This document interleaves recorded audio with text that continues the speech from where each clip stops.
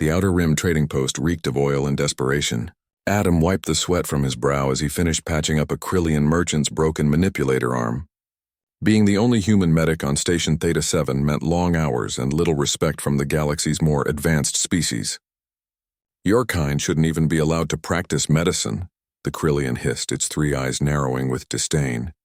"Humans are barely civilized." Adam said nothing. He'd heard it all before.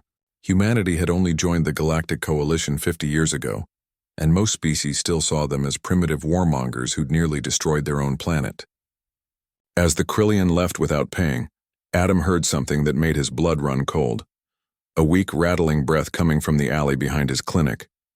He found her there, dumped like refuse among the waste containers. A Valorian leopard beast, one of the galaxy's most magnificent predators, lay dying in a pool of her own blood. Her spotted, iridescent fur was matted and filthy. Deep wounds covered her flanks and her breathing was shallow. Most horrifying of all, she was old. Her muzzle was gray, her teeth worn down to nubs. Adam's scanner revealed the truth. She'd been a pit fighter, forced to battle for entertainment for decades. Now too old to win, her owner had simply abandoned her to die. "Easy, girl," Adam whispered, approaching slowly. The beast's eyes, 6 of them glowing amber, fixed on him with exhausted wariness. She tried to growl but could only manage a pathetic wheeze. Every species in the galaxy would have walked away. Valorian leopard beasts were worth a fortune when young and healthy, but worthless when old. The ethical thing, by galactic standards, was to let nature take its course. But Adam wasn't thinking about galactic ethics. He was thinking about his dog from childhood, Max, who'd grown old and gray but had loved him until the very end. "I'm not leaving you," he said firmly. The next 3 hours were hell. Adam had to rig his clinic's medical bay to accommodate the beast's massive frame. His supplies, designed for humanoid species, were barely adequate. He used every trick he'd learned in Earth's humanitarian crisis zones, every improvisation he'd mastered during humanity's desperate wars. The beast should have died 6 times over. But Adam refused to let her go. He cleaned her wounds using a combination of human antibiotics and synthetic tissue generators he'd modified himself. He set her broken bones with a skill that would have impressed even the arrogant Krillian. He sang to her, old Earth songs his mother had taught him, as he worked through the night. When dawn broke over the station's artificial horizon, the beast's breathing had steadied. Her eyes, when they opened, held something Adam had never seen in an alien creature before: gratitude. Over the following weeks, word spread through the station.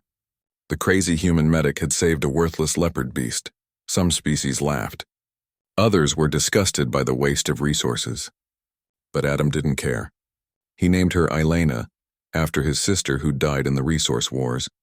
Every day he tended to her wounds, brought her food, and talked to her as if she could understand every word. And perhaps she could. Valorian leopard beasts were intelligent, far more than the galaxy gave them credit for. They simply couldn't speak galactic common. Elena grew stronger. The gray in her muzzle seemed less pronounced. Her eyes brightened, and she never left Adam's side, following him like a massive alien shadow as he treated patients. Then 3 months after Adam had found her, everything changed. A Xanthrop raiding party hit the station. They were slavers, the worst kind, violent, cruel, and heavily armed. Station security crumbled within minutes. The raiders went door to door, gathering anyone they could sell. They kicked in Adam's clinic door, their weapons raised. "Human medic," their leader growled in broken common. "You fetch good price. Come quietly or die." Adam raised his hands, his heart pounding. He'd survived wars on Earth, but these weren't human enemies. These were... Elena exploded from the shadows like living lightning. What happened next would become legend on Station Theta-7. The old leopard beast moved with a speed and ferocity that seemed impossible for her age. Her claws, which had seemed dull and worn, tore through advanced combat armor like paper. Her jaws, which had seemed weak, crushed weapons and bones with equal ease. But it wasn't just her physical prowess that shocked everyone. It was her intelligence. Elena fought with strategy, using the clinic's equipment as weapons, herding the raiders into corners where Adam could trigger his improvised defenses. She protected him with a tactical awareness that spoke of deep understanding. Within 5 minutes, 6 Xanthrop raiders lay unconscious or fleeing. Station security, finally responding, arrived to find Adam standing unharmed behind the most feared predator in the quadrant. The Galactic Coalition investigated the incident. They reviewed the security footage. They studied Elena's behavior, and they came to a conclusion that shook their understanding of dozens of species. Valorian leopard beasts weren't just intelligent animals.